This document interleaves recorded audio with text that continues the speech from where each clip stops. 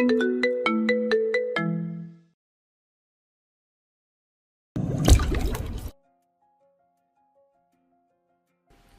আপু, আপনি কাঁদছেন কেন? আলো এসেছিল ওয়াশরুমে শাড়ি ঠিক করতে, তখন দেখলো জ্যোতি মুখ চেপে ধরে ফুফিয়ে ফুফিয়ে কাঁদছে। হঠাৎ করে মেয়েটাকে কাঁদতে দেখে আলো হকচকিয়ে যায়। তড়িঘড়ি করে এগিয়ে এসে বিচলিত কণ্ঠে জিজ্ঞেস করে। জ্যোতি কান্না থামিয়ে চোখের পানি মুছে ধীর কণ্ঠে বলল, কেন কাঁদছি সেটা তোমার না জানলেও চলবে। আমরা যদি কারোর সাথে মনে কষ্ট শেয়ার করি তাহলে মনটাও হালকা হয়। আমি আপনার ছোট বোনের মতো আপু, আপনি চাইলে আমায় বলতে পারেন। জ্যোতি নাক টেনে বলল। আমার কষ্টের কারণটা তুমিই, আলো। এ কথা শুনে আলো হতভম্ব হয়ে গেল, অবাক কণ্ঠে বলল, আমি আমি কি করেছি? তুমি যদি আমাদের মাঝে না আসতে তাহলে আমি আমার ভালোবাসার মানুষটিকে পেয়ে যেতাম। আলো চমকে উঠল। এই মেয়েটা কি সব বলছে? সে আবার এদের মধ্যে কখন কিভাবে এলো? জ্যোতি পাশে ফিরে আলোর বিস্মিত চেহারার দিকে তাকিয়ে থেকে বলল, আমি ও আধার ভাই একে অপরকে খুব ভালোবাসি। আমাদের তো বিয়েটাও ঠিক হয়েছিল, কিন্তু মাঝখান থেকে হুট করে দাদাজান আপত্তি করে এই বিয়ে নিয়ে। ওনার হয়তো আমাকে পছন্দ ছিল না, তাই তিনি এমনটা করেছেন। আধার ভাই ওনাকে বারবার রিকোয়েস্ট করেছিল আমি বর্তিত অন্য কারোর সাথে যেন বিয়ে না দেয়, কিন্তু দাদাজান উল্টো অসুস্থতার সুযোগ নিয়ে ইমোশনাল ব্ল্যাকমেল করে। আর আধার ভাইও এক পর্যায়ে এসে এক প্রকার বাধ্য হয়েই এই বিয়েতে রাজি হয়ে যায়, কিন্তু ওনার একটুও মত ছিল না।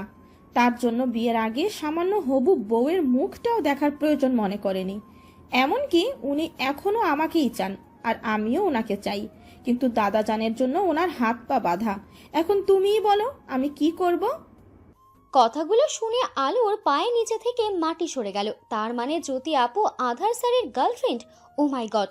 সে এতদিন জানতো হয়তো আধার স্যার সিঙ্গেল, কিন্তু এখন এসব কি শুনছে? তাহলে কি এটার জন্যই তাকে মেনে নেয়নি? অবশ্য দুজনেই তো একে অপরকে পছন্দ করে না, তবুও সে এটা কখনো ভাবতে পারেনি আধার স্যারের ভালোবাসার মানুষ জ্যোতি আপু। নো, তুমি এসব কিছুই জানো না। আর আমি এটাও জানি তুমিও ওনাকে তেমন পছন্দ করো না। তাহলে কেন রয়েছো এই অনাকাঙ্ক্ষিত সম্পর্কের মধ্যে? আধার ভাই তোমাকে নয়, উনি আমাকে ভালোবাসে। আমি ওনার একমাত্র ভালোবাসার মানুষ। এই দেখো, আমার হাতে ওনার দেওয়া রিং, আমাদের ভালোবাসার স্মৃতি। জ্যোতি বাম হাত মেলে তাকায়। আলো শূন্য চোখে তাকিয়ে দেখলো হাতের অনামিকা আঙুলের মাঝে একটি ডায়মন্ডের রিং চকচক করছে। এটা দেখে কি তার মন খারাপ লাগছে? হয়তো। তবে সেটা শুধুই জ্যোতি আপু ও আধার স্যারের জন্য। দুটো মানুষ একে অপরকে ভালোবেসেও পেল না, মাঝখান থেকে তাদের বিচ্ছেদের কারণ তাকে হতে হলো। কিন্তু এখানে তারই বা দোষ কোথায়? সে তো এসব কিছুই জানতো না। যদি জানতো তাহলে কখনোই এই বিয়ে করতো না। কেন জানি নিজের উপর ভীষণ রাগ হলো মেয়েটার। সে যদি তাড়াহুড়ো না করতো তাহলে এই দিনটা দেখতে হতো না। সে না হয় কিছু জানতো না, কিন্তু দাদা জান, ওই মানুষটা তো সব জানে। তাহলে কেন এমন করলো? শুধু কি তাকে নাতবউ করার জন্য? এত এত প্রশ্নের মধ্যে আলোর মাথাটা ফেটে যাচ্ছে। সে কোনো মতে নিজেকে সামলিয়ে ধীর কণ্ঠে বলল, আমি আপনাকে কি বলবো বুঝতে পারছি না। এমন কিছু ঘটে গেছে সেটা আমার ধারণারও বাইরে ছিল। তবে আপনি নিশ্চিন্তে থাকুন, আধার স্যার খুব তাড়াতাড়ি আপনার হবে। কারণ আমি কখনোই চাইবো না আমার জন্য দুটো মানুষের ভালোবাসা অপূর্ণ থাক। জ্যোতির ঠোঁটের কোণে হাসি ফুটে উঠল। সে চট করে আলোকে জড়িয়ে ধরে বিড়বিড় করে বলল, তোমাকে অনেক অনেক ধন্যবাদ আলো। আমার বিশ্বাস ছিল তুমি আমাদের সম্পর্ক মেনে নেবে। দিন শেষে তুমিও একজন মেয়ে। যেখানে আমার জীবন কিভাবে না বুঝতে সরি সেখানে আমার কষ্ট কিভাবে না বুঝতে বলো? সবচেয়ে বড় কথা, আধার ভাই তোমাকে না আমাকে ভালোবাসে, যাকে বলে নিঃস্বার্থ ভালোবাসা। অজান্তে আলোর বুক চিরে দীর্ঘশ্বাস বেরিয়ে এলো। ভাবলেশীনভাবে বলল, দোয়া করি আপনাদের দুজনের ভালোবাসা যেন পূর্ণতা পায়। আধার রাতে তিথিকে চট্টগ্রামে রেখে সকালে ফিরে এসেছে। বোনের যাবতীয় যা যা প্রয়োজন সবকিছু কিনে দিয়েছে। বাড়িতে ফিরে রুমে প্রবেশ করতেই কপাল কুঁচকে গেল। বিছানায় এলোমেলো ভাবে আলো শুয়ে আছে। লম্বা লম্বা খোলা চুলগুলো চাদরের সাথে লেপ্টে রয়েছে। মেয়েটা বালিশের পাশে মাথা রেখে অস্ফুট স্বরে গোঙাচ্ছে। মাঝে মধ্যে মাথা এদিক ওদিক করতে করতে কিছু বিড়বিড় করে বলছে। ফর্সা চেহারা মলিন ও রক্তিম হয়ে আছে। আধার এগিয়ে এসে কিছু একটা ভেবে আলোর কপালে হাত রাখতেই চমকে উঠল। জ্বরে পুড়ে যাচ্ছে মেয়েটার শরীর। রাতেই তো সুস্থ দেখে গিয়েছিল, তাহলে হঠাৎ করে এত জ্বর আসার কি মানে বুঝতে পারল না। আধার সরে আসার সময় তার নজর গেল মেয়েটার বাম গালের দিকে। ফর্সা গালে 4 আঙুলের আবছা দাগ ফুটে আছে। এটা দেখে কপালের মাঝে 4টে ভাঁজ পড়ল। ভালো করে লক্ষ্য করে দেখে মেয়েটা অজানা ব্যথায় ছটফট করছে। সে আর দূরে সরে গেল না, বরং কাছে এসে হালকা ঝুঁকে এক গালে হাত রেখে আস্তে করে ডেকে উঠল, এই, আমার কথা শুনতে পাচ্ছ? স্যারের ডাকে আলো পিটপিট করে তাকালো। চোখের সামনে শুধু চেনা একখানা সুন্দর চেহারা ভেসে উঠতেই তার লালচে চোখ জোড়া ছলছল করে উঠল। আধার আলোকে তোলার চেষ্টা করলে মেয়েটি অস্ফুট স্বরে বলল, ব্যথা, কোমরে অনেক ব্যথা। কোমরে কি হয়েছে? আলো কিছুক্ষণ চুপ থেকে বলল, রাতে পড়ে গেছি সিঁড়ি থেকে। এ কথা শুনে আধার চট করে আলোর শরীর থেকে কমফোর্টার সরিয়ে পায়ের দিকে তাকিয়ে দেখে ডান পায়ের হাঁটুতে ব্যান্ডেজ করা। সে ফোঁস করে তপ্ত শ্বাস ফেলে গম্ভীর কণ্ঠে বলল, সবসময় অঘটন না ঘটালে চলে না তোমার? আলো কিছু না বলে আধো আধো চোখে চেয়ে থাকলো। আধার কিছুক্ষণ চুপ থেকে হুট করে মেয়েটাকে পাঁজা কোলে তুলে নিল। তারপর ওয়াশরুমে চলে গেল। নিজে ও আলোকে ফ্রেশ করিয়ে বেরিয়ে এলো।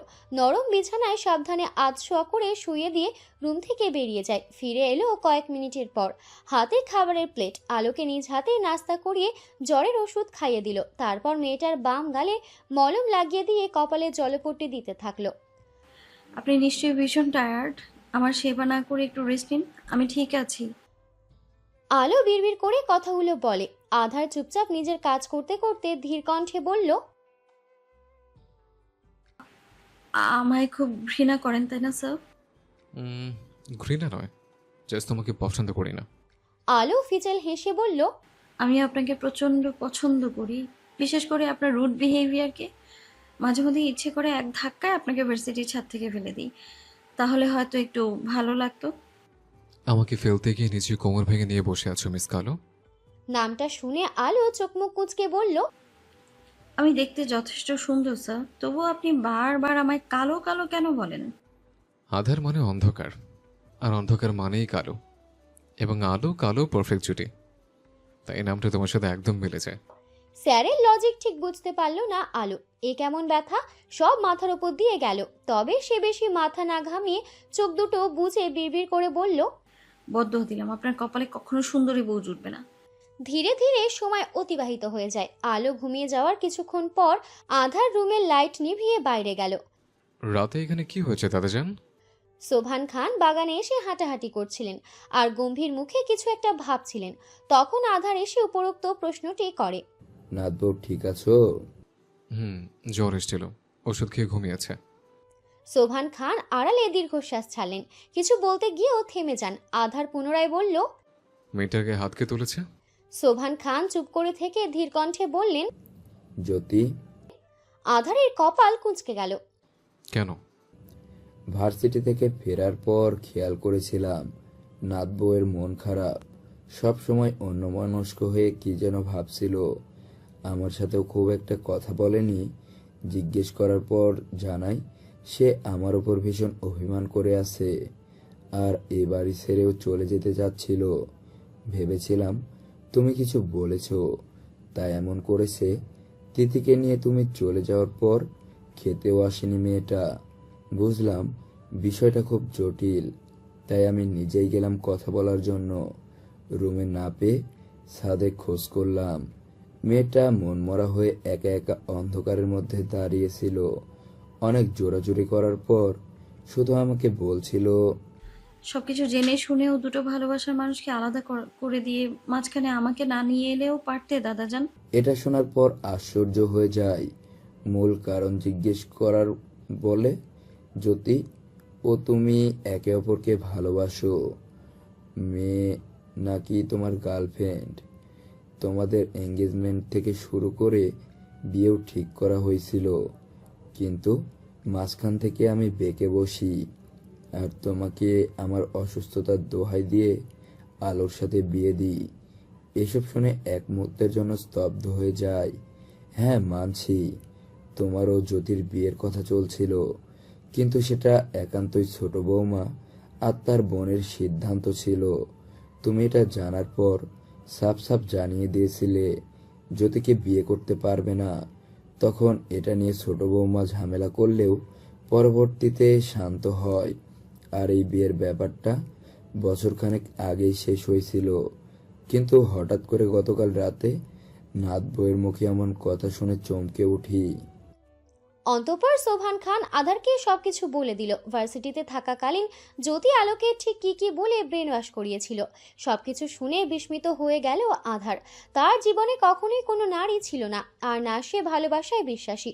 বলতে গেলে সে ভালোবাসা নামক শব্দকে ভয় পায়। এর পিছনে তার অতীত জড়িয়ে আছে। আধার শব্দ করে দীর্ঘশ্বাস ছাড়ল। সবটা শোনার পর তোমারও জ্যোতির বিষয়ে পরিষ্কার করে বলি। একই সাথে জ্যোতির উপর ভীষণ রাগ হচ্ছিল। মেয়েটা ইচ্ছে করে নাত বউয়ের মিথ্যে কথা বলছে, যেন তোমাকে ছেড়ে চলে যায়। আর বেয়াকুব মেয়েটা ওই শয়তান মেয়ের কথা শুনে বিশ্বাস করে নিয়েছে। তারপর আর কি, নাত বউয়ের সমস্ত ভুল ধারণা ভেঙে দিলাম।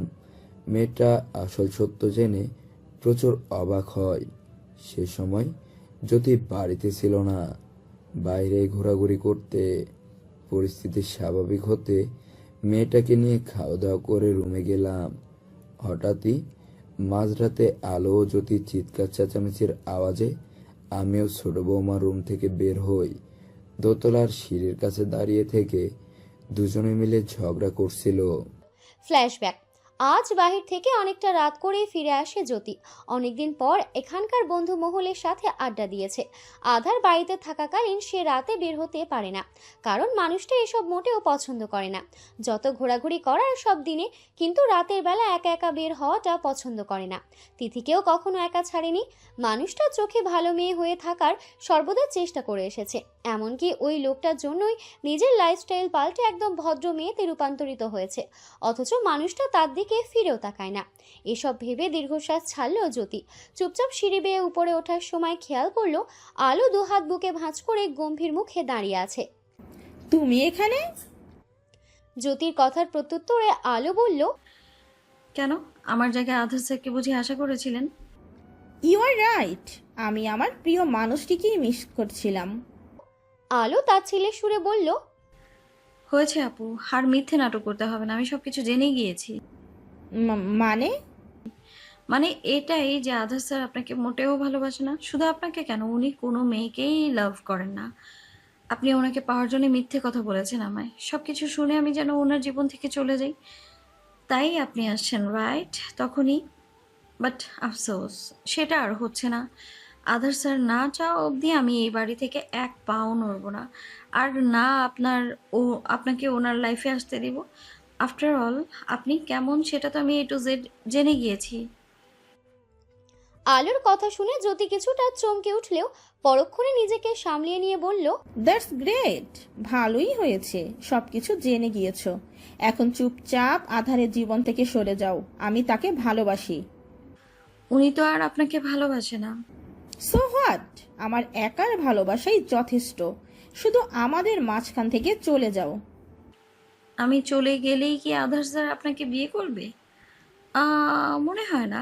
ওনার যদি আপনাকে বিয়ে করারই হতো তাহলে প্রথমেই করতেন। সেটা আমরা বুঝে নেব, তোমাকে এত মাথা ঘামাতে হবে না। শুধু মাথা না, এই আলো পুরোটাই ঢুকে গেছে মাঝখানে। না চাইতেও মানকার চিপায় ফেসে গেছি। সেখানে আমি না ঘামলে আর কে ঘামবে বলুন তো? কি চাও তুমি? আমাকে আমার মতো থাকতে দিন। মানে তুমি বলতে চাচ্ছ আধারকে ছাড়বে না? আমি কেন ছাড়বো? আশ্চর্য, আমাকে দেখে কি আপনার বারো ভাতারই মনে হয়? ওনার দরকার হলে উনি ছাড়ুক আমায়। আপনার আধার ভাইয়ের প্রতি বিন্দুমাত্র ইন্টারেস্ট নেই আমার। শালা রসকসিন কাঠখোট্টা একটা বদলোক। মুখ সামলে কথা বলো আলো। জ্যোতির ধমকে উঠল।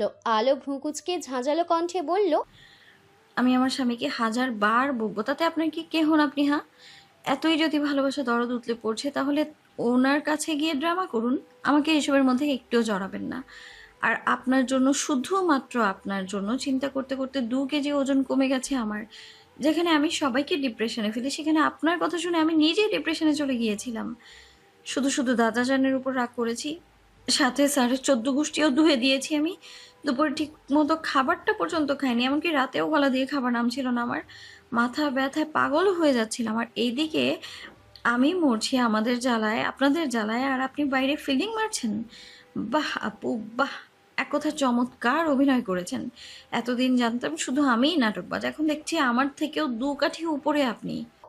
কথাগুলো শুনে রেগে গেল জ্যোতি, চিল্লিয়ে বলল, আমি তোমাকে লাস্ট বার বলছি, আমার আধারের জীবন থেকে সরে যা, নয়তো নয়তো কি? হ্যাঁ, কি করবেন?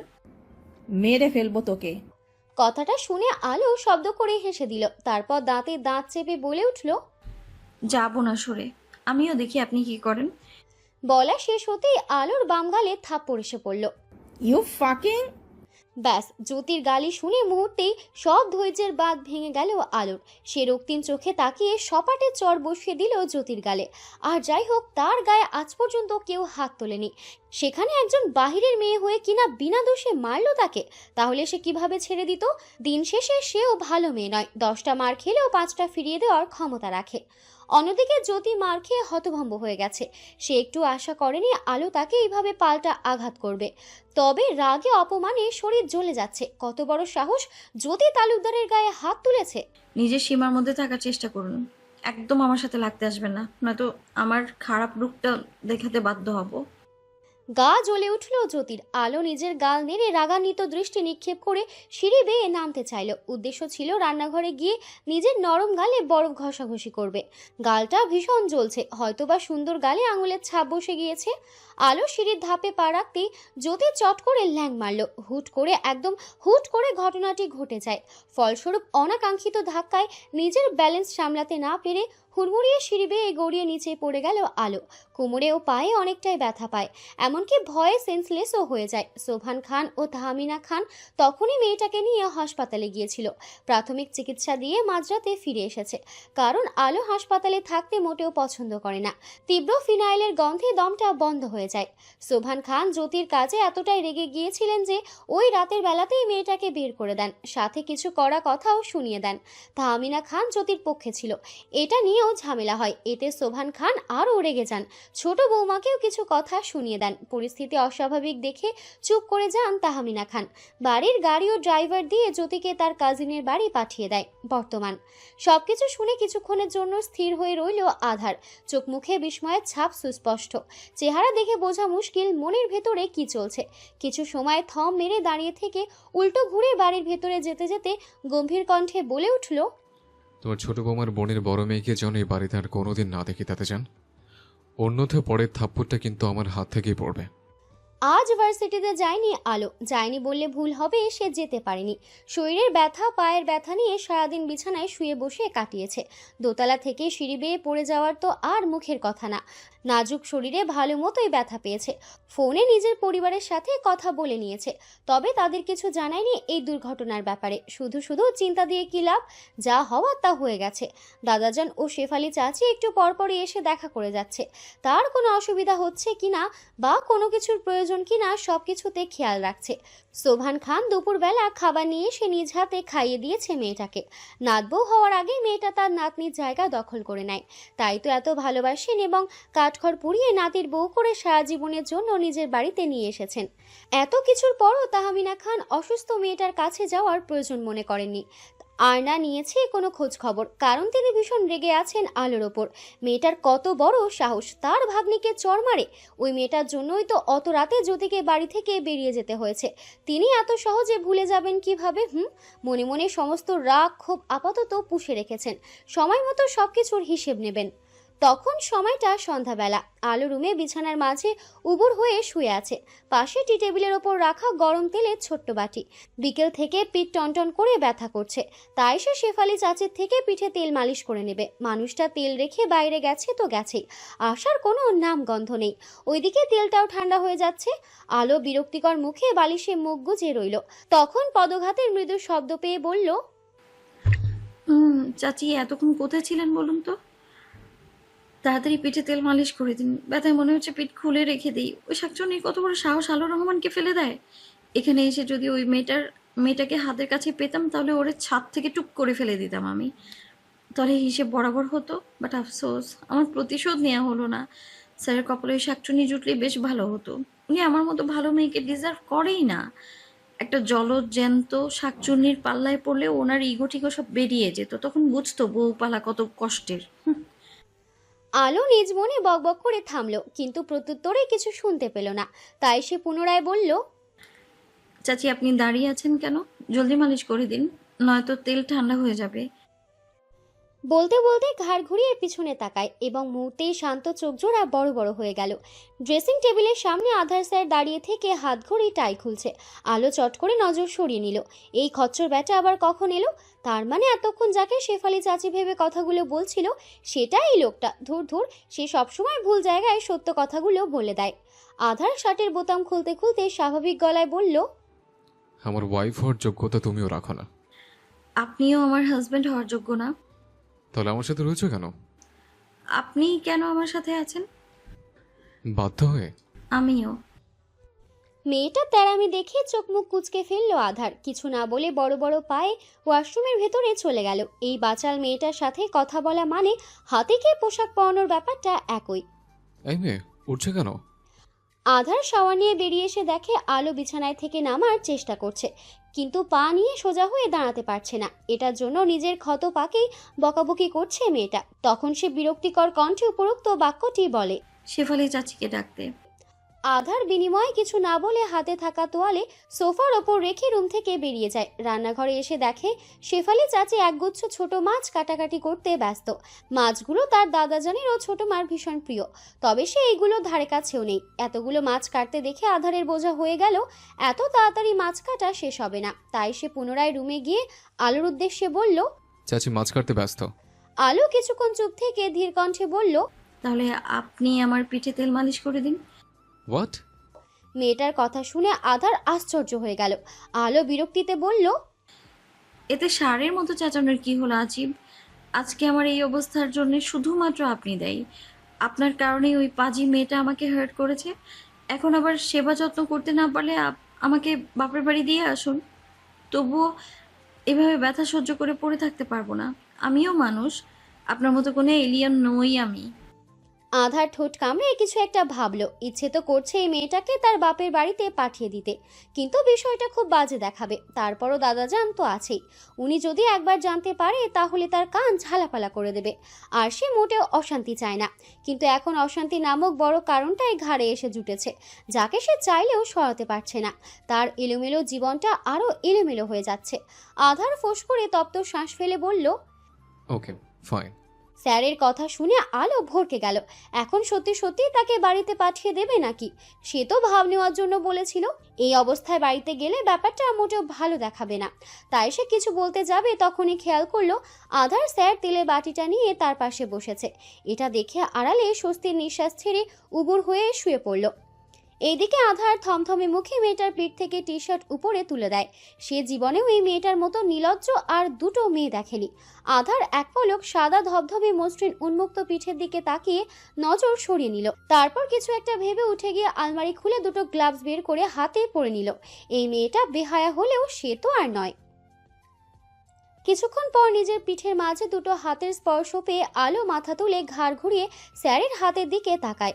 কালো গ্লাভস পরতে দেখে আলো বেকুব বনে গেল। তার শরীর কি নোংরা যে স্পর্শ করতে গ্লাভস পরতে হচ্ছে?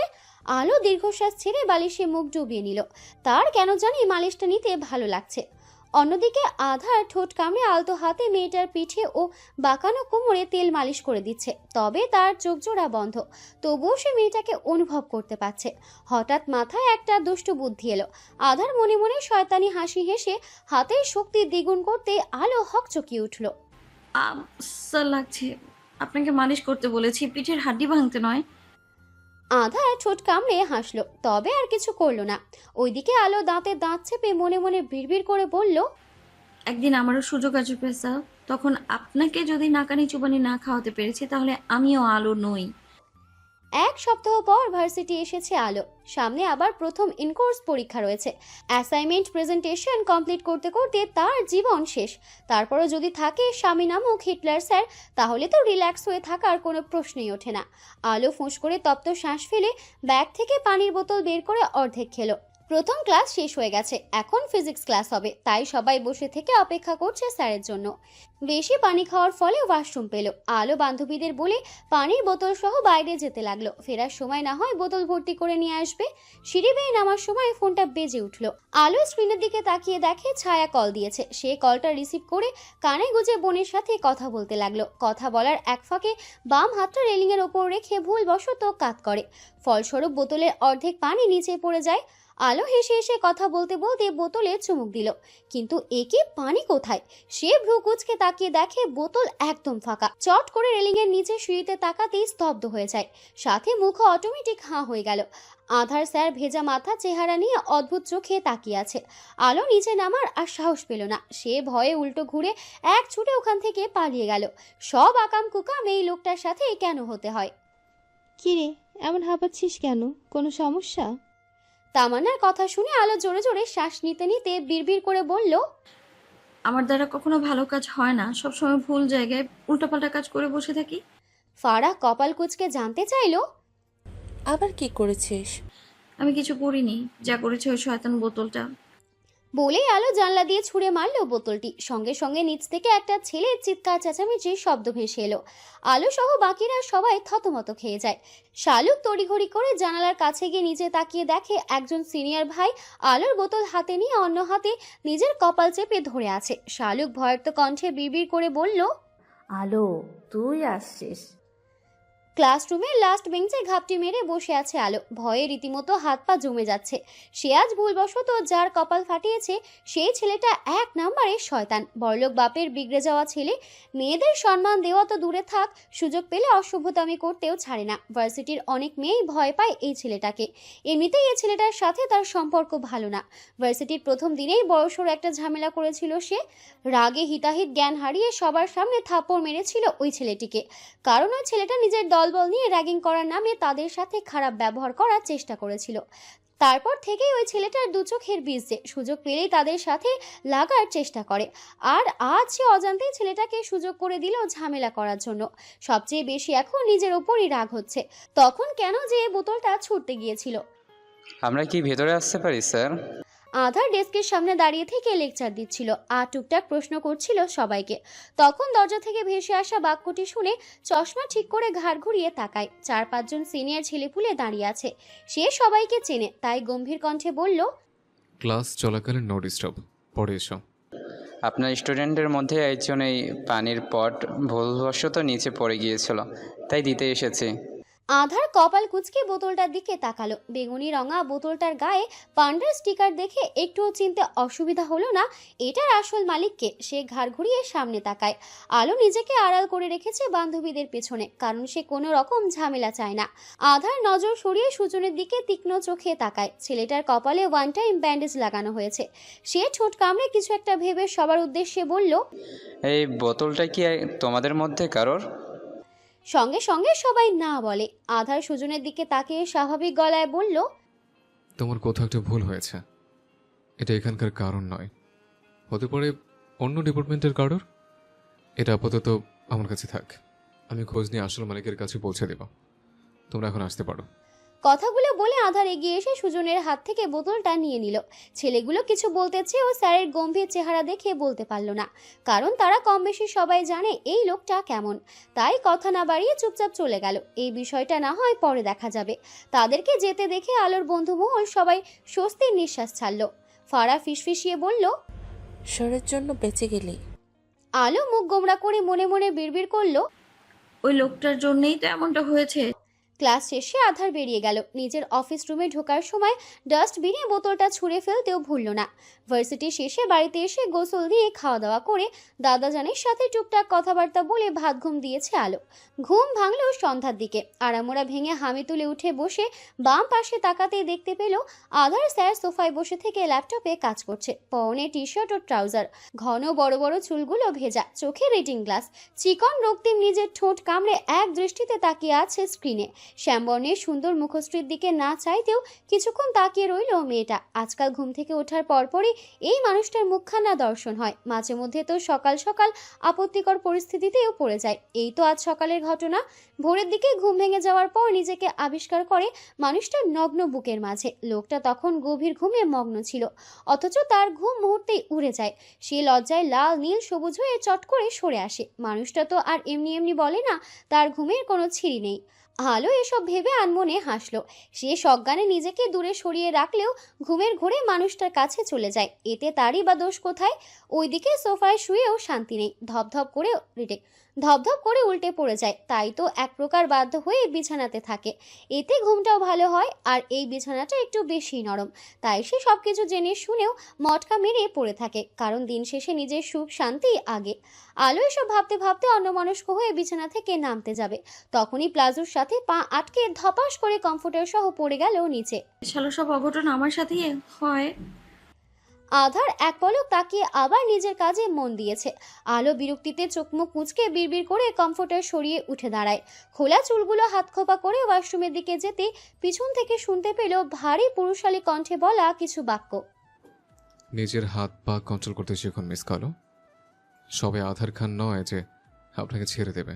আজ রাতেই সব রান্না আলো নিজ থেকে রেঁধেছে। এতদিন সে আজাইরা শুয়ে বসে থেকে ফোনে রান্নার ভিডিও দেখে শিখেছে, যেন তাকে পরবর্তীতে রান্নাবান্না নিয়ে কেউ কিছু বলতে না পারে। সবচেয়ে বড় কথা, এটা তার বাপের বাড়ি না, শ্বশুর বাড়ি। একটু অসুবিধা হলেও সে প্রাণপণ চেষ্টা করছে সব কিছুতে মানিয়ে নেওয়ার জন্য, হাজার হোক সে খান বাড়ির বড় বউ। বিয়েটা স্বাভাবিক না হলেও এসব অস্বীকার করতে পারবে না। যেখানে দুটো পরিবারের সম্মান জড়িয়ে আছে, আর মেয়েদের বিয়ে তো একবারই হয়, সেও না হয় এই অনাকাঙ্ক্ষিত সম্পর্কের মাঝে থাকার চেষ্টা করবে, কারণ চাইলেও তো আর এখন সে কিছু করতে পারবে না। রান্না করার সময় আলো কতবার ছ্যাঁকা খেয়েছে তার কোনো হিসাব নেই। প্রথম তাই এমনটা হয়েছে, তবে আজ সে শরীরের কষ্টের চেয়েও বেশি খুশি। তারই আনন্দকে দ্বিগুণ করতে দাদাজান তাকে একটি ডায়েরি দিয়েছিল। পুরো ডায়েরির পাতা ভর্তি ছিল রান্নার রেসিপি দিয়ে। মেয়েটা কৌতূহলী হয়ে জিজ্ঞেস করেছিল এটা কার ডায়েরি। তখন জানতে পারে এটার মালিক তারই আসল শাশুড়ি মা। উনি রান্না করতে খুব ভালোবাসতেন, সঙ্গে সকল রেসিপিগুলো লিখে রাখতেন।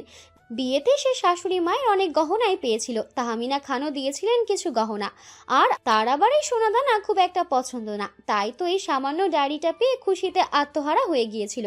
শাশুড়ি মা আজ যদি বেঁচে থাকতো তাহলে সে সোজা গিয়ে হাতে চুমু খেত এত চমৎকার একটি রেসিপি বুক তৈরি করার জন্য। কিন্তু আফসোস, সেটা চাইলেও তো আর হতে পারবে না। ঘড়ির কাঁটায় রাত 11টা ছুঁই। নিত্যদিনের ডিনার 10টার মধ্যে শেষ হলেও আজ কিছুটা দেরি হয়ে যায়। এর পিছনে অবশ্য আলোই রয়েছে। মেয়েটা সবকিছু আস্তে ধীরে করেছে, কারণ তাড়াহুড়ো করা শয়তানের কাজ। যেখানে সে প্রথম এত আইটেম বানিয়েছে সেখানে রান্না খারাপ হোক সেটা মোটেও চায় না, নয়তো দেখা যাবে এটা নিয়েও কিছু না কিছু কটু কথা শুনে বসে আছে। আলো এতদিন বুঝে গেছে তার দ্বিতীয় শাশুড়ি মা মোটেও পছন্দ করে না তাকে। এতে তার খারাপ লাগেনি। সব মানুষের পছন্দ তো আর এক নয়। যেখানে তার স্বামী তাকে পছন্দ করে না সেখানে শাশুড়ি মায়ের থেকেও কিছু আশা করা যায় না। সেও এই লোকটাকে পছন্দ করে না। নিজের পরিবার ও দাদাজানের কথা ভেবে এক প্রকার বাধ্য হয়েই থাকছে। তবে এই মানুষটা যদি তাকে মেনে নিতে চায় তাহলে সে ভেবে দেখবে। কি গো নাথ বউ, তোমার রান্না বান্না হইল নাকি পেটে গামছা বেঁধে আজ রাতটা কাটিয়ে দিতে হবে? আলো ডাইনিংয়ে খাবার সাজিয়ে রাখছিল আর আকাশ পাতাল ভাবছিল। তখন সোভান খান এগিয়ে এসে কথাগুলো বলে। আলো একগাল হেসে বলল, এই তো দাদাজান, সব কমপ্লিট, তুমি খেতে আসো। সোভান খান মুচকি হেসে চেয়ার টেনে বসতে বসতে বললেন, যাও তোমার বরকে ডেকে নিয়ে আসো। আলো মাথা নাড়িয়ে আগে তাহমিনা খানের রুমে গেল। দরজায় হালকা টোকা দিয়ে ধীর কণ্ঠে বলল, মা খেতে আসুন। অপর প্রান্ত থেকে কোনো সারা শব্দ ভেসে এলো না। আলো কিছুক্ষণ চুপ থেকে রিনিয়ে বলল, আজ আমার প্রথম রান্না ছিল মা, তাই একটু দেরি হয়ে গিয়েছে। আপনি প্লিজ রাগ করবেন না, পরের বার থেকে সময়ের খেয়াল রাখবো আমি। এবারেও হতাশ হলো আলো। কিছুক্ষণ দাঁড়িয়ে থেকে দীর্ঘশ্বাস ছেড়ে চলে গেল। রুমে এসে দেখলো আধার স্যার বিছানায় আধশোয়া হয়ে বসে থেকে বই পড়ছে। সে এগিয়ে এসে বলল, খাবার খেতে আসুন। আধার বইয়ের পাতা থেকে মুখ তুলে সামনে তাকায়। মেয়েটার ফর্সা চেহারা লাল টমেটো হয়ে আছে, মাথায় ওড়না দেওয়া থাকলেও বোঝা যাচ্ছে ঘেমে গিয়েছে। আধার নজর সরিয়ে একবার দেয়াল ঘড়ি দেখে নিয়ে গম্ভীর কণ্ঠে বলল, 4 ঘন্টা ধরে রান্না করছিলে, তা 1 মাসের মনে নাকি এ বছরের জন্য? 1 মাসও না, 1 বছরও না, 10 বছরের মনে রান্না করেছি। খেতে ইচ্ছে হলে আসুন, নয়তো বসে থেকে বই খান। খাবার আদৌ মুখে তোলা যাবে তো? মুখে তুলতে না পারলে নাকে তুলেন। এ কথা বলে আলো ওয়াশরুমে চলে গেল। ফ্রেশ হয়ে এসে দেখে রুমে আধার স্যার নেই। আলো তোয়ালে দিয়ে মুখ মুছে সোফার উপর রেখে মাথার ওড়না জড়িয়ে চলে গেল বাইরে। ডাইনিংয়ে সোভান খান, তাহমিনা খান ও আধার খান বসেছে। আলো নিজ হাতে খুশি মনে খাবার সার্ভ করে দিচ্ছে। তাকে শেফালি চাচিও সাহায্য করছে। তুমিও বসো নাথ বউ। দাদাজানের কথা শুনে আলো ধীর কণ্ঠে বলল, আমি পরে চাচির সাথে খেয়ে নিব দাদাজান। সোভান খান আর কিছু বললেন না। ওইদিকে আধার থমথমে মুখে বসে আছে, কারণ এখানে বেশিরভাগ খাবারই তার পছন্দের। যেখানে ছোট মাই তার পছন্দের অপছন্দের ব্যাপার জানে না, সেখানে এই মেয়েটা কিভাবে জানলো? তাহলে কি দাদাজান বলেছে? হতে পারে। আধার কিছুক্ষণ চুপ থেকে ইলিশের লেজ ভর্তা, মাথা দিয়ে কচু শাক ও ঢ্যাঁড়স ভাজি প্লেটে তুলে নিয়ে গরম ভাত মেখে এক লোকমা মুখে দিতেই থমকে গেল। অবিশ্বাস চোখে আলোর দিকে তাকায়, তারপর গম্ভীর কণ্ঠে জানতে চাইল, তুমি এগুলো রান্না কোথা থেকে শিখেছ?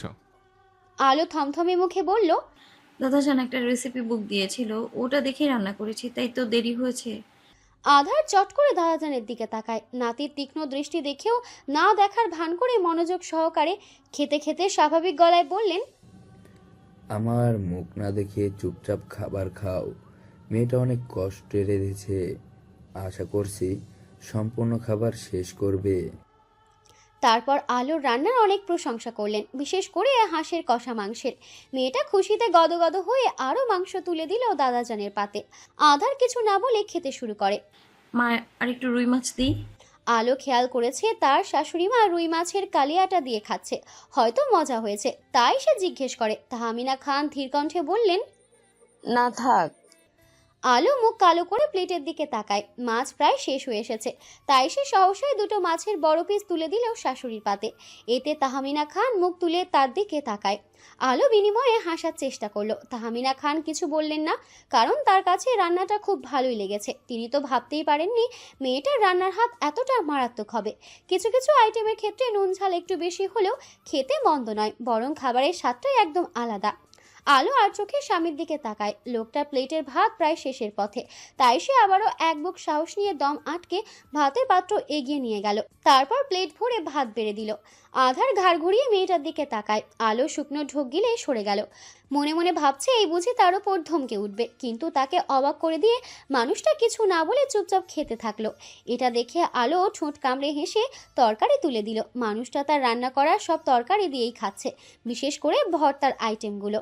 খাওয়া দাওয়া শেষে সবাই একটু রেস্ট করে নিজ নিজ রুমে চলে গেল। সোভান খান যাওয়ার আগে নাতবউর উদ্দেশ্যে কিছু কথা বলে যায়। নিজের মাকে হারানোর পর আজ প্রথম আমার নাতনিটা তৃপ্তি সহকারে খাবার খাইছে। দুবাইয়ের সে বিশাল স্টেডিয়ামে তখন পিনপতন নীরবতা। হাজার হাজার মানুষের উপস্থিতিতেও যেন হার মেনেছে নিস্তব্ধতার কাছে।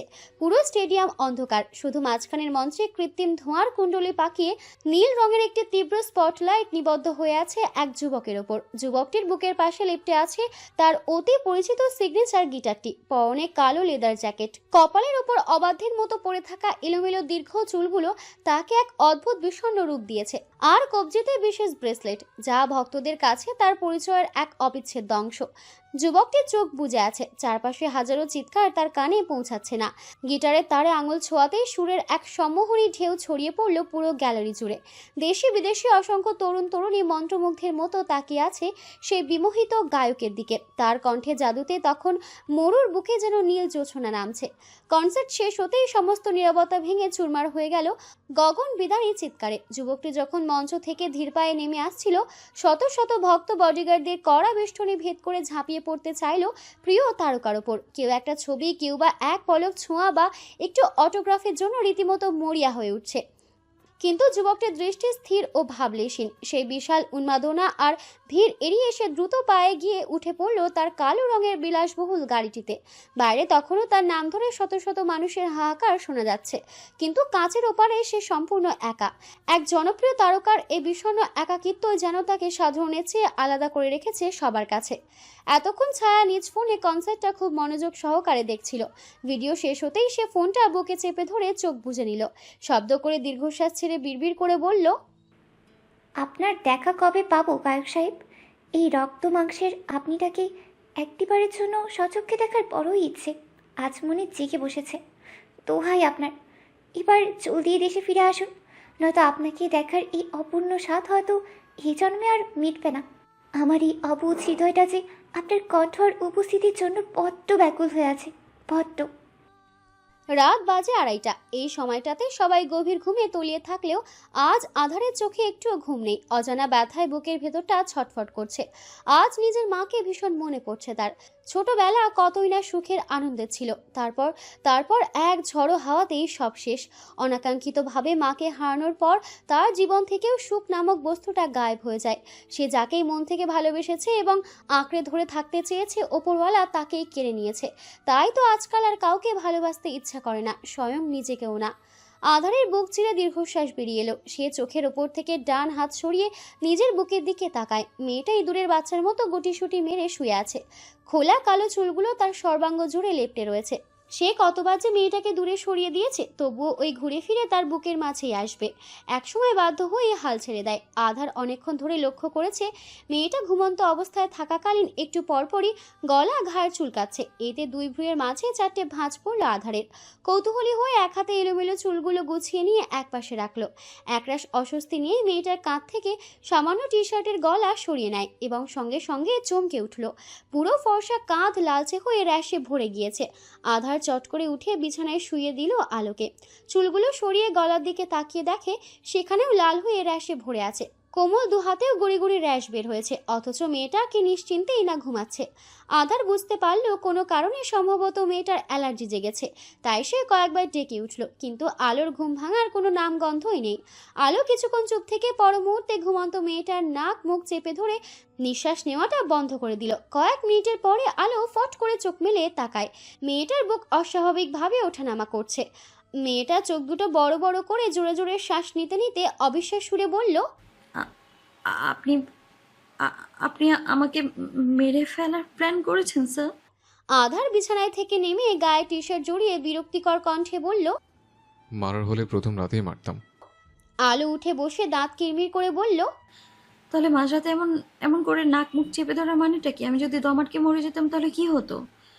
কি হতো? কিছুই না, বরঞ্চ আমার ঘাড় থেকে একটা পাগল নেমে যেত। আলোর রক্তিম চোখ দুটো ছলছল করে উঠল। হ্যাঁ ঠিকই তো, আমি কে হই আপনার যে আমার জন্য কষ্ট পাবেন? আমি মরলেও কি আর বাঁচলেও বাকি আপনার কখনোই যায় আসবে না। উল্টো পৃথিবীর সবচেয়ে খুশি ব্যক্তি হবেন আপনি। দিন শেষে আলো নামক গলার কাঁটাটা অন্তত নেমে যাবে। আধার ওয়ার্ড্রোবের কাছে দাঁড়িয়ে থেকে 8 বক্সে অ্যালার্জির ওষুধ খুঁজছিল। সে সময় মেয়েটার কথাগুলো শুনে ঘাড় ঘুরিয়ে তাকায় একজোড়া অশ্রুসিক্ত নয়নের দিকে। আলো নাক টেনে বিছানায় থেকে নেমে একটা বালিশ বগল দাবা করে রুমের দরজা খোলার চেষ্টা করতে আধার গম্ভীর কণ্ঠে বলে উঠল, কোথায় যাচ্ছ? থাকবো না আপনার ঘরে, নয়তো দেখা যাবে আপনি আবারও ঘুমের সুযোগ নিয়ে আমার জানা মতে এখন পর্যন্ত তোমার কোনো রকম সুযোগ নেইনি। যদি নিতাম তাহলে নিজ পায়ে অক্ষত শুরুটা এতক্ষণে দাঁড়িয়ে থাকতে পারতে না। আলোর ভ্রু কুঁচকে গেল, পিছনে ফিরে বলল, একদম মিথ্যে বলবেন না। আপনি আমার ঘুমের সুযোগ আলবাত নিয়েছেন, না হলে কি অমন তখন করে অমন নাক মুখ চেপে ধরতেন আমার? আপনি তো আমাকে একদম জানে মেরে ফেলতে চেয়েছেন। ভাগ্যিস তখন ঘুম ভেঙে গিয়েছিল, নয়তো এতক্ষণে আমি আকাশের চাঁদের আলো হয়ে যেতাম। আপনার নামে মামলা করে দেব। কত বড় সাহস, একটা জলজ্যান্ত ঘুমন্ত মেয়েকে মেরে ফেলার চেষ্টা করেন আপনি? আধারের চোয়াল শক্ত হয়ে গেল, রাগে ঘাড়ে শিরা ফুটে ওঠে। সে খপ করে আলোর বাম হাতের বাহু চেপে ধরল এবং টেনে ড্রেসিং টেবিলের সামনে নিয়ে যায়। বড় আয়নার দিকে ইশারা করে, আয়নায় একবার নিজেকে দেখো, তারপর নয় আমাকে দোষ দিও। আলো কপাল কুঁচকে আয়নার দিকে তাকাতে চোখ দুটো কপালে উঠে গেল। সে ফ্যালফ্যাল চোখে নিজের দিকে তাকিয়ে রয়। গলায় হাতের উন্মুক্ত বাহুগুলোতে র্যাশে ভরে গেছে। চোখ দুটো ভীষণ লাল হয়ে আছে, চেহারা হালকা ফোলা ফোলা।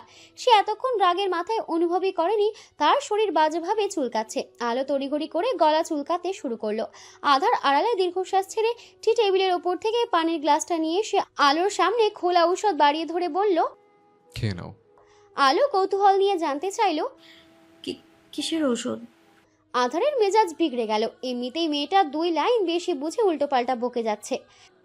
এটা বার্থ কন্ট্রোল পিল। একটু আগে না বললে আমি তোমার ঘুমের সুযোগ নিয়েছি? তাহলে তো এখন এটা খেতে হবে, নয়তো দেখা যাবে প্রেগনেন্ট হওয়ার অপরাধেও আমার নামে মামলা ঠুকে দিলে। স্যারের এহেন কথা শুনে আলো পুরাই বাকরুদ্ধ হয়ে গেল। পর মুহূর্তে নাক মুখ কুঁচকে বলল, আপনার মাইন্ড তো আমার মুখের থেকেও মাশাআল্লাহ স্যার। কয়েকদিন পরের কথা, আজ শুক্রবার হওয়ায় সকলে বাড়িতেই রয়েছে। আলো খুব ভোরে উঠে নামাজ আদায় করে রুম থেকে বেরিয়েছে। তারপর সবার জন্য চা থেকে শুরু করে সকালে নাস্তাটাও বানিয়ে নেয়। মাঝে মধ্যে হালকা পাতলা ছ্যাঁকাও খায়, তবে সে পাত্তা দেয় না। আজকাল রান্না করতে ভালোই লাগে। যখন দেখে সবাই তৃপ্তি সহকারে তার হাতের রান্নাগুলো খাচ্ছে, তখন মনে হয় সব কষ্ট সার্থক হয়েছে। আলো গুনগুন করতে করতে শাশুড়ি মা ও দাদাজানকে চা বিস্কুট দিয়ে এসে এক কাপ চা নিয়ে দোতলায় উঠে গেল। উদ্দেশ্য স্যার নামক স্বামীকে চা দেওয়ার। আগেরবার এই চা দেওয়ার অভিজ্ঞতা মোটেও ভালো ছিল না, আর আজ সে কোনো রকমে অঘটন ঘটাতে চাচ্ছে না, তাই খুব সাবধানে ও সতর্কতার সাথে এগিয়ে যাচ্ছে। কিন্তু ওই যে কথায় আছে না, যেখানে বাঘের ভয় সেখানেই সন্ধ্যা হয়, ঠিক তেমনই তার সাথেও কিছু একটা ঘটলো। You stupid. স্যারের বাজখাই গলার ধমকে কেঁপে উঠল আলো। একই সঙ্গে পেট জ্বালায় চোখ দুটো ছলছল করে ওঠে। সে হাজারবার যদি চায় কোনো অকাম কুকাম করবে না, কিন্তু বাজে পরিস্থিতি তার পিছু ছাড়ে না। সে বুঝি এসব অঘটন ঘটানোর জন্যই পয়দা হয়েছে। এই তো দিব্যি চা নিয়ে আসছিল, রুমের দরজা খুলে ভেতরে পা রাখতে না রাখতে একখানা শক্তপোক্ত পুরুষালী বুকের সাথে ধাক্কা খেলো। ফলস্বরূপ হাতে থাকা চায়ের কাপটা উল্টে পড়ে যায়। তবে এবার সেটা স্যারের গায়ে নয়, বরং তারই পেটের ওপর পড়েছে। এই, তুমি কি চোখে কম দেখো, নাকি ব্রেনের সাথে চোখ ধরে গেলে খেয়েছো? হ্যাঁ? আলো প্রত্যুত্তরে কিছু না বলে মাথা নিচু করে নিল। আধার দাঁতে দাঁত পিষে রাগ কন্ট্রোল করে মেয়েটার হাতের বাহু চেপে ধরে হনহনিয়ে ওয়াশরুমে চলে গেল। আলো কিছু বুঝে ওঠার আগেই তাকে ঝর্ণার নিচে দাঁড় করিয়ে পানি ছেড়ে দিল। এতে মেয়েটা আহাম্মক হয়ে যায়। সাত সকালে এমন ঠান্ডা পানিতে ভিজে হকচকিয়ে উঠে সরে আসতে চাইল, কিন্তু আধার বাম হাতে তার কপাল চেপে ধরে আবারও পানি নিচে দাঁড় করিয়ে গম্ভীর কণ্ঠে বলল, একদম নড়াচড়া করবে না, চুপচাপ দাঁড়িয়ে থাকো। আলো আশ্চর্য না হয়ে পারল না। এইভাবে সকাল সকাল তাকে জোর জবরদস্তি করিয়ে গোসল করানোর মানেটা কি? এইদিকে ঠান্ডায় তার শরীর জমে যাওয়ার উপক্রম। স্যার, শীত করছে তো, ছাড়ুন আমায়। আধার কিছুটা সময় নিয়ে নব বন্ধ করে দিল। তারপর বেরিয়ে যেতে যেতে বলে উঠল, নেক্সট টাইম যেন আমার জন্য চা নিয়ে আসতে না দেখে, না তো গরম চায়ের ড্রামে তোমাকে চুবানি দেবো। মাইন্ড ইট মিস কালো। আলো চোয়াল ঝুলে পড়ল। সে ভালো কিছু করতে চাইলে উল্টোটা হয়, তার পুরো জীবনটাই লস প্রজেক্ট। আলো রাগে দুঃখে পরনের ভেজা পোশাক টেনে টুনে খুলে তোয়ালে জড়িয়ে নিল। তারপর দরজা সামান্য খুলে মাথা বের করে উকি দিল। এই তো বজ্জাত ব্যাটা দাঁড়িয়ে থেকে ফোনে কথা বলছে। আলো কিছুক্ষণ চুপ থেকে স্যারের অ্যাটেনশন পাওয়ার জন্য খুক খুক করে কাশি দিল। আধার ঘাড় ঘুরিয়ে বিরক্তিতে বলল, কি চাই? জামাই। হোয়াট? না মানে জামা জামা। আধার ফোনে কথা বলতে বলতে আলমারি খুলে আলোর পোশাক বের করলো। তখনই অসাবধানতার জন্য কাপড়ের ভাঁজ থেকে কিছু একটা নিচে পড়ে গেল। আধার ভেবেছে রুমাল পড়েছে, তাই সে না দেখে ঝুঁকে বস্তুটা হাতে তুলে নিল, কিন্তু পরক্ষণেই তার চোখ দুটো রসগোল্লার মতো হয়ে যায়।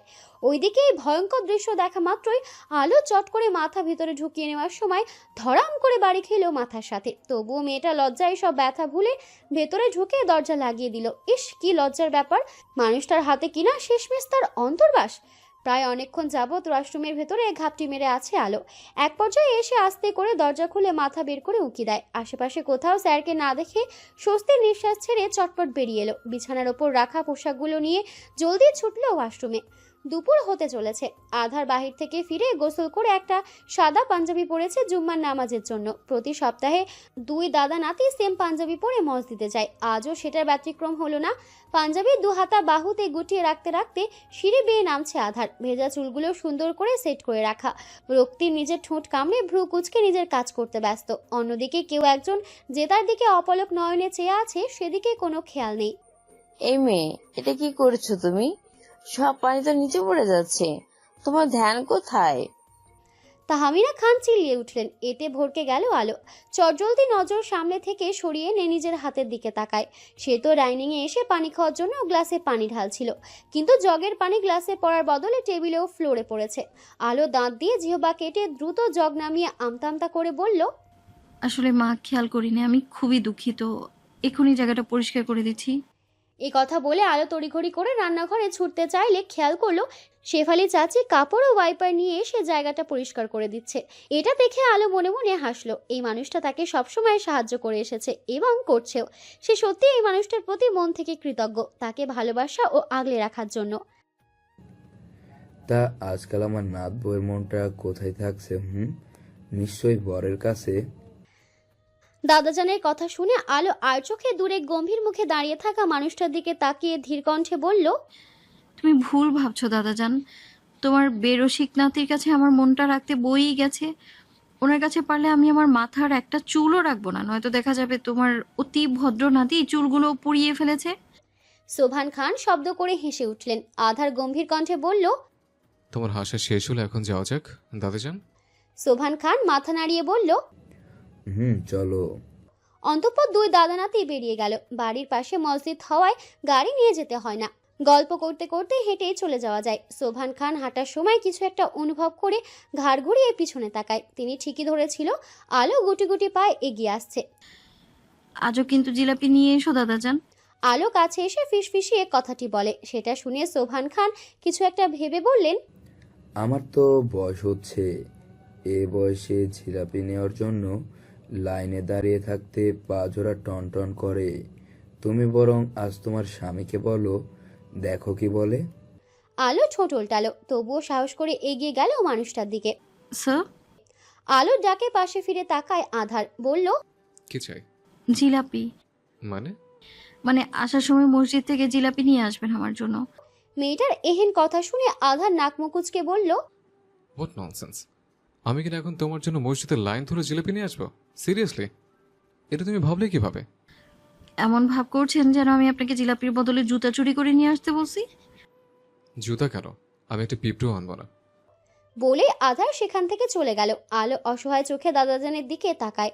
সোভান খান এগিয়ে এসে মেয়েটার মাথায় হাত বুলিয়ে ধীর কণ্ঠে বললেন, মন খারাপ করো না, আমার বিশ্বাস ও তোমার জন্য জিলাপি নিয়ে আসবে।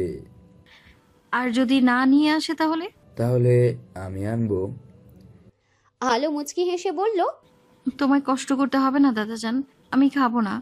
নিজের বাড়িতে যখন যাব তখন বাবা, চাচা, ভাইয়াকে বলি অনেকগুলো নিয়ে আসবে। আচ্ছা তুমি এখন যাও, উনি তো রাগ করে তোমাকে রেখেই চলে গেলেন, পাষাণ লোক একটা। আলো দুপুরে নামাজ পড়ে টেবিলে বসেছে বই খাতা নিয়ে। 4 দিন পর ইনকোর্স পরীক্ষা। কম নাম্বার পেলে আবার ওই লোকটা উঠতে বসতে খোটা দিবে। তাই তো আপাতত পড়াশোনায় মনোযোগী হওয়ার চেষ্টা করছে। পড়ার এক ফাঁকে খেয়াল করলো তার সামনে 5টা ঠোঙা রাখা হয়েছে। মেয়েটা চোখ বড় বড় করে মাথা তুলে স্বামীর মুখের দিকে তাকায়। অবিশ্বাস্য সুরে আওড়ায়, আপনি আপনি আমার জন্য জিলাপি নিয়ে এসেছেন, তাও আবার এতগুলো? আধার কিছু না বলে সরে গেল। পরনের পাঞ্জাবির বোতাম খোলার সময় শুনতে পেল, মসজিদের নাম করে আবার কোনো দোকান থেকে কিনে নিয়ে আসেননি তো? এবারেও নিরুত্তর আধার। সে মূলত নিজের উপর ভীষণ বিরক্ত। একটা মেয়ের জন্য কিনা আজ আধার খান জিলাপি নেওয়ার জন্য লাইনে দাঁড়িয়েছিল, এটা ভাবতে অবাক লাগছে তার। কখনো যেটা ছোট বোনের জন্য করেনি, আজ সেটা এই 2 দিনে আসা একটা বাচাল মেয়ের জন্য করছে। আশ্চর্য। মজা। আচ্ছা স্যার, আপনাকে এতগুলো জিলাপি কেন দিল? আলো কাগজের ঠোঙার ভেতর থেকে ছোট ছোট জিলাপি বের করে খেতে খেতে জানতে চাইল।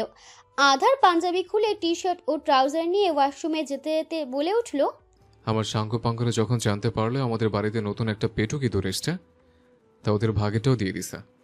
প্রতি সপ্তাহে এমন করে জিলাপি পেলে ওই ইন্দুরটা মাইন্ড করতো না। আলোর কথা শুনে আধারের পা জোড়া স্লথ হয়ে গেল। সে চট করে ঘাড় ঘুরিয়ে মেয়েটার দিকে তাকালো। হঠাৎ স্যারের তীক্ষ্ণ দৃষ্টি খেয়াল করে আলো হাসার চেষ্টা করলো। মজা করলাম। বিকেলের দিকে তাহমিনা খান জানতে পারেন ওনার বাবার শরীরটা খারাপ, ইমার্জেন্সিতে হাসপাতালে নিয়ে যাওয়া হয়েছে। খবরটা পেয়ে তাহমিনা খান কোনো মতে ছেলে শ্বশুরের সাথে ছুটে গিয়েছে। সোভান খান সঙ্গে করে আলোকেও নিয়ে যেতে চেয়েছিলেন, কিন্তু মেয়েটা যেতে রাজি হলো না, কারণ সে খেয়াল করেছিল তাহমিনা খান চান না তাদের সাথে আলো যাক ওনার বাপের বাড়িতে।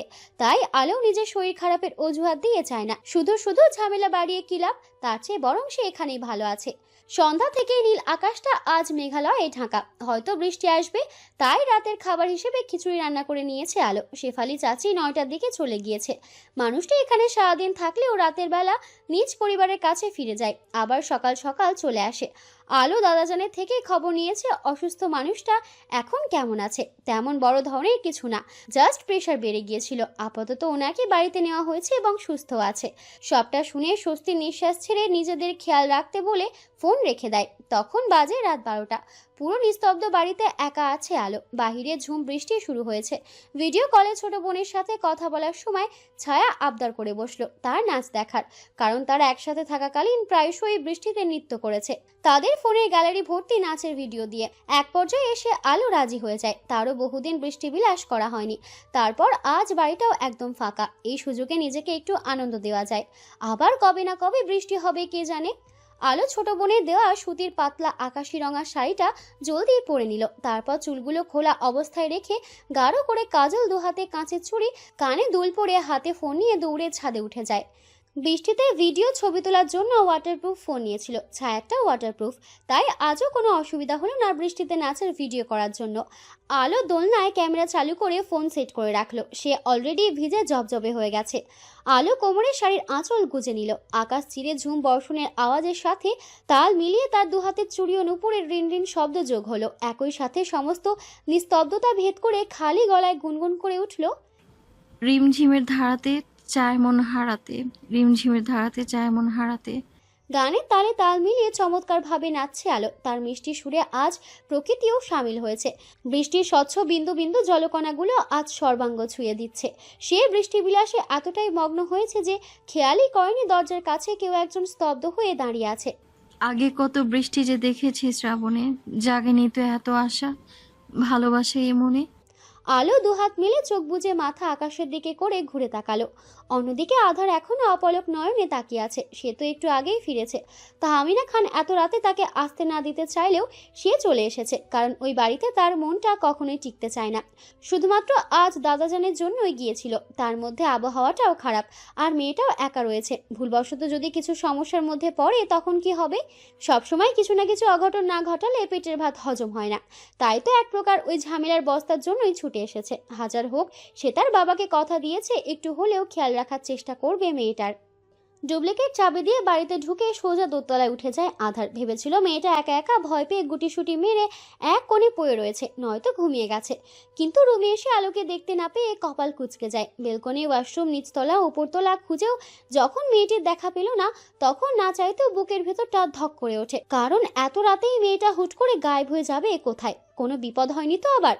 আধার চিন্তিত হয়ে ঠিক করলো শ্বশুর মশাইকে কল দিয়ে জিজ্ঞেস করবে ওখানে আলো গিয়েছে কিনা। নেটওয়ার্কের সমস্যা হওয়ার জন্য কল লাগছে না। আধার অধৈর্যের মতো পায়চারি করতে করতে হঠাৎ কিছু একটা মনে হতে সে বড় বড় পা ফেলে ছাদের দিকে এগিয়ে গেল। উদ্দেশ্য ছিল যদি ছাদে এসে মেয়েটিকে না পায় তাহলে সে নিজেই খুঁজতে বের হবে। তারপর কানের নিচে গলাটা লাগিয়ে মেয়েটার বাদরামি সোজা বার করে দেবে। কিন্তু এখানে এসে সে এরকম কিছু দেখবে সেটা কল্পনারও বাইরে ছিল। বৃষ্টিতে ভেজা এক নৃত্য প্রদর্শনকারী রমণীকে দেখে মাত্রই হাত থেকে ফোনটা বেখেয়ালে লুটিয়ে পড়ে শক্ত মেঝাতে। এমন অপ্রত্যাশিত দৃশ্যের সাক্ষী হয়ে এক মুহূর্তের জন্য স্তম্ভিত হয়ে যায় আধার খান। আধারের বেহায়া নজর গিয়ে আটকায় রমণীর ভেজা সাদা কোমরের দিকে। শাড়ির আঁচল সরে গিয়ে উকি দিচ্ছে মেধিন পেটের কিছু অংশ। বৃষ্টির পানি মেয়েটার সর্বাঙ্গে ছুঁয়ে দিচ্ছে। সাথে ভেজা নারীদেহের সৌন্দর্য কয়েকগুণ ফুটে উঠেছে। বেসামাল প্রকৃতির সাথে তাল মিলিয়ে গানের ছন্দে নৃত্য করা রমণীকে তীক্ষ্ণ দৃষ্টিতে পর্যবেক্ষণ করে চলেছে আধার খান। নাচের তালে করা বিভিন্ন অঙ্গভঙ্গিমার নিখুঁত কারুকাজ গেঁথে গিয়েছে ওই বিস্ময়কর চাহিনিতে, যেখান থেকে চাইলেও অবাধ্য নজর সরিয়ে নিতে পারছে না, বরঞ্চ বারবার ব্যর্থ হচ্ছে। আপনি? নাচের এক পর্যায়ে এসে আলো হঠাৎই থেমে যায়, কারণ তার ভেজা আঁখি জোড়া অদূরে দাঁড়িয়ে থাকা মানুষটার দিকে নিবদ্ধ হয়। এতেই মেয়েটা ভূত দেখার মতো চমকে ওঠে। Yes, I am. ভাবলেশীনভাবে জবাব দেয় আধার।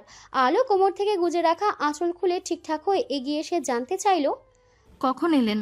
আজ তো আপনার ওখানে থাকার কথা ছিল। তাহলে তোমাকে কৈফিয়ত দিতে আমি বাধ্য নই।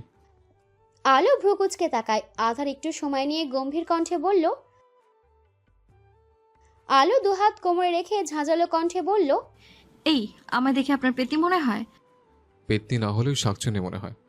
আমি শাকচুনি হলে এতদিনে আপনার ঘাড় মোটকে কালাভুনা করে খেতাম। রাক্ষসীরা খাই খাই ছাড়া আর কিছু করতে পারে না। আকাম কুকাম করতে বেশ পারদর্শী। রাগে আলোর শরীর জ্বলে উঠল। তার রাগান্বিত লালচে চেহারা দেখে আনমনে হাসলো আধার। পরক্ষণে নিচ থেকে ফোন তুলে চলে যেতে যেতে বলে উঠল, ভেজা শুরুটা একদম রুমে আসবেন না মিস কালো। আলো এক হাতে নিজের কপাল চেপে ধরল। এই লোকটার সমস্যা কি? একেই তো তার সুন্দর নামটার 12টা বাজিয়ে দিয়েছে, তার উপর তুমি থেকে আবার হুটহাট আপনিতে চলে যায়। এই লোকটা ভবিষ্যতে গিরগিটিকেও হার মানাবে, ড্যাম শিওর। দোলনা থেকে নিজের ফোনটা নিয়ে শাড়ির কুচি ধরে ছুটে যায় আলো। অনেকটা রাত হয়ে এসেছে, এখনো যদি এই অবস্থায় থাকে তাহলে সকালে নিঘাত জ্বর আসবে। তাই সে স্যারের নিষেধাজ্ঞাকে অমান্য করে জলদি রুমের ভেতরে ঢুকে গেল। আমার কথা না শোনার কারণ? আদার ড্রেসিং টেবিলের সামনে দাঁড়িয়ে থেকে একটা একটা করে শার্টের বোতাম খুলতে খুলতে গম্ভীর মুখে জানতে চাইল। আলো বিরক্তিকর কণ্ঠে বলল, কেন শুনবো আপনার কথা? হ্যাঁ, ভুলে যাবেন না এটা শুধু আপনার একার রুম নয়, আমারও রুম। বুঝলাম, এখন চেঞ্জ করে এসে ফ্লোর পরিষ্কার করো। কেন? অযথা শুকনো কার্পেট ফ্লোর ভিজিয়ে দিলে, এর জন্যই তখন রুমে আসতে বারণ করেছিলাম। আলো চোয়াল ঝুলে এলো। ফ্লোর ভিজে যাওয়ার ভয় কিনা সে সারাত এইভাবে থাকতো? এই লোকটার বুকের ভেতরে আদৌ হৃদয় আছে তো, নাকি সেটাও নেই? আসলেই মানুষটার মধ্যে একটু মায়া দয়া নেই। যদি থাকতো তাহলে এমন কথা বলার আগে দুইবার ভেবে নিত। আলো ফোঁস করে দীর্ঘশ্বাস ছেড়ে নিজের পোশাক নিয়ে দ্রুত ওয়াশরুমের ভেতর চলে গেল। কিছুক্ষণ পর মাথায় তোয়ালে পেঁচিয়ে বেরিয়ে এসে ফ্লোর মুছে দিল। আধারও ফ্রেশ হয়ে আসে। ডিনার করেছেন? আলো দাঁড়িয়ে থেকে ভেজা চুলগুলো টাওয়াল দিয়ে মুছতে মুছতে জিজ্ঞেস করলো। আধার এক পলক তাকিয়ে ছোট্ট করে বলল, ডাইনিং এ আসুন, আমি খাবার গরম করে দিচ্ছি। খেতে নেই। আলো বাক্যটা শুনেও না শোনার ভান করে রুম থেকে বেরিয়ে গেল। বেশ কিছুক্ষণ পর খাবারের প্লেট নিয়ে ভেতরে এলো। আধার সোফায় বসে থেকে ল্যাপটপে একটা ইমেল চেক করছিল। তখন আলো সামনে থাকা কাঁচের টেবিলের ওপর প্লেটটা রেখে ধীর কণ্ঠে বলল, হ্যালো বন্ধুরা, পরবর্তী পার্ট খুব তাড়াতাড়ি আসবে, তো সবাই অপেক্ষায় থাকো। আর চ্যানেলটি যারা এখনো সাবস্ক্রাইব করোনি তারা পরবর্তী পার্ট দেখার জন্য চ্যানেলটি সাবস্ক্রাইব করে রেখো। ধন্যবাদ সবাইকে, আমাদের সাথেই থেকো।